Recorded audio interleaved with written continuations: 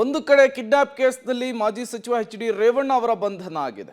ಮತ್ತೊಂದು ಕಡೆ ಇದೇ ಪ್ರಕರಣದಲ್ಲಿ ಸಂತ್ರಸ್ತ ಮಹಿಳೆಯನ್ನ ರಕ್ಷಣೆ ಮಾಡಲಾಗಿದೆ. ಹುಣಸೂರಿನ ಕಾಳೇನಹಳ್ಳಿಯಲ್ಲಿ ಫಾರ್ಮ್ ಹೌಸ್ನಲ್ಲಿ ಮಹಿಳೆಯನ್ನ ಇರಿಸಲಾಗಿತ್ತು. ಯಾರಿಗೂ ಅನುಮಾನ ಬಾರದಂತೆ ಆಕೆಯನ್ನಲ್ಲಿ ಇರಿಸಲಾಗಿತ್ತು. ಕೂಲಿಗೆ ಬಂದ ಮಹಿಳೆ ಅಂತೇಳಿ ಭಾವಿಸಿದ್ರು ಕೆಲಸಗಾರರು. ಮಾಹಿತಿಯನ್ನು ತಿಳಿದು ಮೊನ್ನೆಯೇ ಫಾರ್ಮ್ ಹೌಸ್ ಬಳಿ SIT ಟೀಮ್ ಬೀಡು ಬಿಟ್ಟಿತ್ತು. ನಿನ್ನೆ ಬೆಳಗ್ಗೆ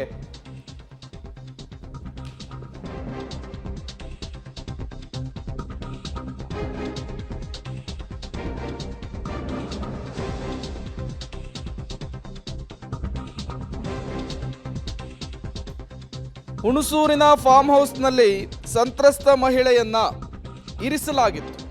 SIT ಅಧಿಕಾರಿಗಳಿಗೆ ಈ ಕುರಿತಂತೆ ಮೊದಲೇ ಮಾಹಿತಿ ಇತ್ತು. ಹಾಗಾಗಿಯೇ ಆ ಫಾರ್ಮ್ ಹೌಸ್ನ ಬಳಿ ಬೀಡು ಬಿಟ್ಟಿದ್ರು. ಆ ಫಾರ್ಮ್ ಹೌಸ್ನಲ್ಲಿ ಕೆಲಸ ಮಾಡ್ತಾ ಇದ್ದಂತಹ ಕೆಲಸಗಾರರು ಅಂದ್ಕೊಂಡಿದ್ರು ಯಾರೋ ಕೂಲಿ ಕೆಲಸಕ್ಕೆ ಬಂದಿದ್ರು ಅಂಥೇಳಿ. ಬಟ್ ಹಂಗಾಗಲಿಲ್ಲ. ಅದಾದ ಮೇಲೆ ಈಗ ಸಂತ್ರಸ್ತ ಮಹಿಳೆಯನ್ನ ರಕ್ಷಣೆ ಮಾಡುವಂತಹ ಕೆಲಸ ಆಗಿರುವಂಥದ್ದು. ಸಂತ್ರಸ್ತ ಮಹಿಳೆಯನ್ನ ರಕ್ಷಣೆ ಮಾಡಲಾಗಿದೆ. ಈಗ ಆಕೆಯನ್ನ ನ್ಯಾಯಾಧೀಶರ ಮುಂದೆ ಹಾಜರುಪಡಿಸಬೇಕಾಗುತ್ತೆ. 164 ಅಡಿಯಲ್ಲಿ ಹೇಳಿಕೆಯನ್ನು ದಾಖಲು ಮಾಡಬೇಕಾಗುತ್ತೆ. ಆಕೆ ಅಲ್ಲಿ ಕೊಡುವಂತಹ ಹೇಳಿಕೆ, ಆಕೆ ಅಲ್ಲಿ ಕೊಡುವಂತಹ ಸ್ಟೇಟ್ಮೆಂಟ್ ಈ ಕಿಡ್ನಾಪ್ ಪ್ರಕರಣಕ್ಕೆ ಮತ್ತೊಂದು ಅತಿದೊಡ್ಡ ಬೆಳವಣಿಗೆಗೆ ಸಾಕ್ಷಿಯಾಗುವಂತಹ ಎಲ್ಲ ಲಕ್ಷಣಗಳು ಕೂಡ ಕಾಣಿಸ್ತಾ ಇದೆ. ಸದ್ಯಕ್ಕೆ ನಾನೀಗ ಆ ಫಾರ್ಮ್ ಹೌಸನ್ನು ನಿಮಗೆ ತೋರಿಸ್ತಾ ಇರುವಂಥದ್ದು. ಇದು ಹುಣಸೂರಿನ ಪಟ್ಟಣದಿಂದ ಒಂದು ಹೆಚ್ಚು ಕಡಿಮೆ ಒಂದು 20 ಕಿಲೋಮೀಟರ್ ದೂರದಲ್ಲಿರುವಂಥ ಕಾಳೇನಹಳ್ಳಿಯ ಭಾಗದಿಂದ ಹೊರಭಾಗದಲ್ಲಿರುವಂತಹ ಒಂದು ಫಾರ್ಮ್ ಹೌಸ್. ಇದು ಬಹುತೇಕ ಈ ಭಾಗದ ಜನರಿಗೆ ಇದು ರಾಜಶೇಖರ್ ತೋಟ ಅಂತಲೇ ಈ ಭಾಗದಲ್ಲಿ ಫೇಮಸ್ ಆಗಿರುವಂಥದ್ದು. ಯಾಕಂದರೆ ಯಾರನ್ನೇ ಕೇಳಿದ್ರು ಇದನ್ನು ರಾಜಶೇಖರ್ ತೋಟ ಅಂತಲೇ ಕೂಡ ಹೇಳ್ತಾರೆ. ಹಾಗಾಗಿ ಇದನ್ನು ಸದ್ಯಕ್ಕೆ ರಾಜಶೇಖರ್ ತೋಟ ಅಂತಲೂ ಕೂಡ ಹೇಳಲಾಗ್ತಾ ಇರುವಂಥದ್ದು. ರಾಜಶೇಖರ್ ಬೇರೆ ಇನ್ಯಾರೂ ಅಲ್ಲ, ಮಾಜಿ ಈಗ ಬಂಧನಕ್ಕೊಳಗಾಗಿರುವಂಥ HD ರೇವಣ್ಣರ ಪರಮಾಪ್ತ ಆಪ್ತ ಸಹಾಯಕ ಆಗಿದ್ದಂಥವ್ರು, ಭಾಳ ವರ್ಷದಿಂದಲೂ ಕೂಡ ಸಹಾಯಕ ಆಗಿರುವಂಥವ್ರು. ಈ ಫಾರ್ಮ್ ಹೌಸ್ನಲ್ಲಿ ಭಾಳ ದೊಡ್ಡದಾದಂಥ ವಿಶಾಲವಾದಂಥ ಮನೆಗಳಿದ್ದಾವೆ ಮತ್ತು ತಾವೀಗ ಗಮನಿಸ್ತಾ ಇದ್ದೀರಿ. ಇಲ್ಲಿ ಬೇರೆಯವ್ರಿಗೆ ಯಾರಿಗೂ ಗೊತ್ತಾಗೋದಿಲ್ಲ ಅನ್ನುವಂತಹ ದೃಷ್ಟಿಯಿಂದಾಗಿ ಈ ಒಂದು ಫಾರ್ಮ್ ಹೌಸಲ್ಲಿ ಅವರನ್ನು ಇಡಲಾಗಿತ್ತು ಅನ್ನುವಂತಹ ಮಾಹಿತಿಗಳನ್ನು ಕೂಡ ಹೇಳಲಾಗ್ತದೆ. ಮತ್ತು ಇಲ್ಲಿ ಭಾಳಷ್ಟು ಜನ ಕೆಲಸ ಮಾಡುವಂತಹ ಜನರು ಕೂಡ ಇದ್ದಾರೆ. ಹಾಗಾಗಿ ಈ ಒಂದು ಪ್ರದೇಶದಲ್ಲಿ ಆ ಮಹಿಳೆಯನ್ನು ಇಟ್ಟಿದ್ರು ಅನ್ನುವಂಥದ್ದು ನಮಗೆ ಈಗಿರುವಂಥ ಖಚಿತ ಮಾಹಿತಿಗಳ ಪ್ರಕಾರವಾಗಿ ಈಗ ಕಾಣ್ತಾ ಇದೆಯಲ್ಲ ಅಲ್ಲೊಂದು ಮನೆ, ಆ ಮನೆಯಲ್ಲಿ ಆ ಮಹಿಳೆ ಇದ್ಲು. ಕಳೆದ 29ನೇ ತಾರೀಕಿನ ಸಂಜೆಯಿಂದ ನಿನ್ನೆ ಮಧ್ಯಾಹ್ನದವರೆಗೂ ಕೂಡ ಆ ಮಹಿಳೆ ಇದೇ ಒಂದು ಪ್ರದೇಶದಲ್ಲಿ ಇದ್ಲು ಅನ್ನುವಂತಹ ಮಾಹಿತಿಗಳಿದೆ. ಸಂತ್ರಸ್ತೆ ಮಹಿಳೆಯೇ ಇಲ್ಲಿಗೆ ಕರ್ಕೊಂಡು ಬಂದು ಇಡಲಾಗಿತ್ತು ಅನ್ನುವಂಥದ್ದು. ಇಲ್ಲಿ ಒಂದು ಪ್ರತ್ಯೇಕವಾದಂಥ ಒಂದು ಕಾರ್ ಕೂಡ ಇದೆ.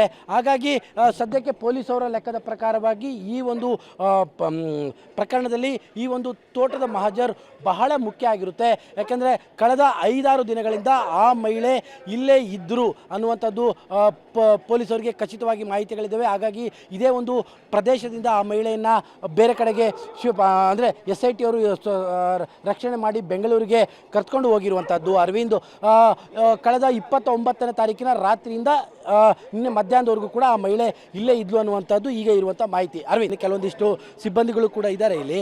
ಯಾಕಂದರೆ ಅದು ಕೂಡ ಭಯಗಳಿರ್ತದೆ. ಇದೇ ವಿಚಾರಕ್ಕೆ ಸಂಬಂಧಪಟ್ಟಂತೆ ಮತ್ತಷ್ಟು ಡೀಟೇಲ್ಸ್ ಅನ್ನು ಕೊಡ್ತಾರೆ ನಮ್ಮ ಮೈಸೂರಿನ ಪ್ರತಿನಿಧಿ KP ನಾಗರಾಜ್. ಫಾರ್ಮ್ ಹೌಸ್ನಿಂದಲೇ ನೇರ ಸಂಪರ್ಕದಲ್ಲಿ ಜಾಯ್ನ್ ಆಗ್ತಾ ಇದ್ದಾರೆ. KP ನಾಗರಾಜ್, SIT ಅಧಿಕಾರಿಗಳಿಗೆ ಈ ಸಂತ್ರಸ್ತ ಮಹಿಳೆ ಸಿಗಬಾರ್ದು ಅನ್ನುವಂತಹ ಕಾರಣಕ್ಕೆ ಆಕೆಯನ್ನ ಈ ಫಾರ್ಮ್ ಹೌಸ್ನಲ್ಲಿ ಬಚ್ಚಿಡುವಂತಹ ಕೆಲಸ ಆಗಿತ್ತು. ಬಟ್ SIT ಅಧಿಕಾರಿಗಳಿಗೆ ಹಿಂಟ್ ಸಿಕ್ಕಿದ್ದು ಹೇಗೆ ಈಕೆ ಇಲ್ಲೇ ಇದ್ಲು ಅಂಥೇಳಿ?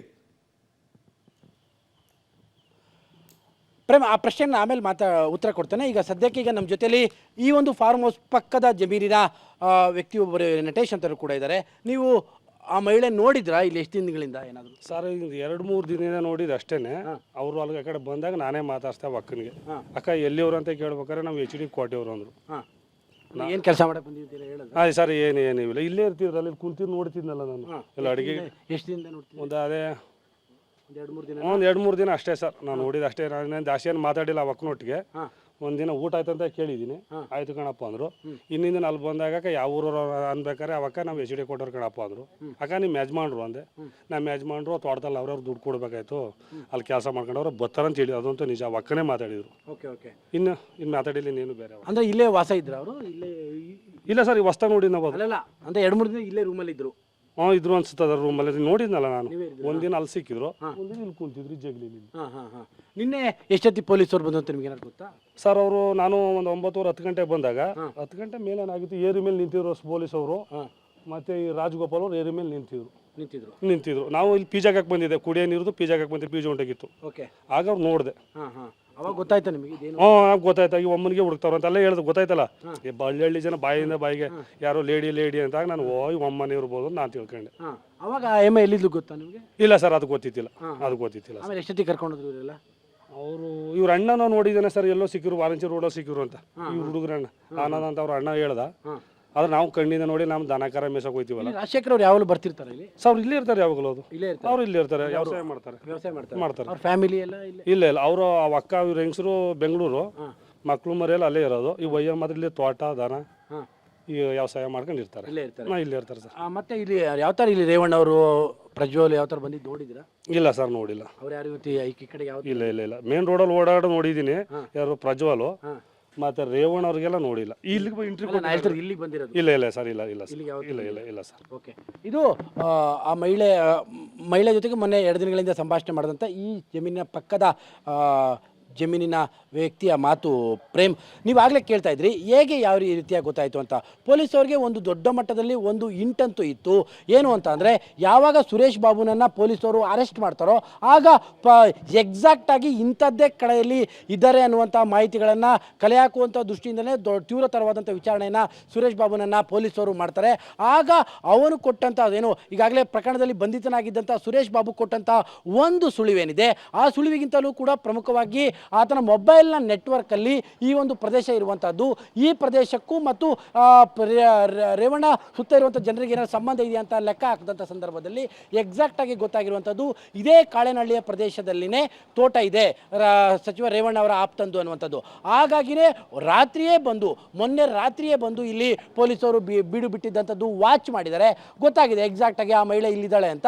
ಹಾಗಾಗಿ ನಿನ್ನೆ ಬೆಳಿಗ್ಗೆ 9 ತೋಟಕ್ಕೆ ಎಂಟ್ರಿ ಕೊಟ್ಟು ಆ ಮಹಿಳೆಯನ್ನು ವಶಕ್ಕೆ ಪಡೆಯುವಂಥ ಕೆಲಸವನ್ನು ಮಾಡಿದ್ದಾರೆ. Prem, okay, thank you KP Nagaraj ತಮ್ಮೆಲ್ಲ ಮಾಹಿತಿಗಾಗಿ.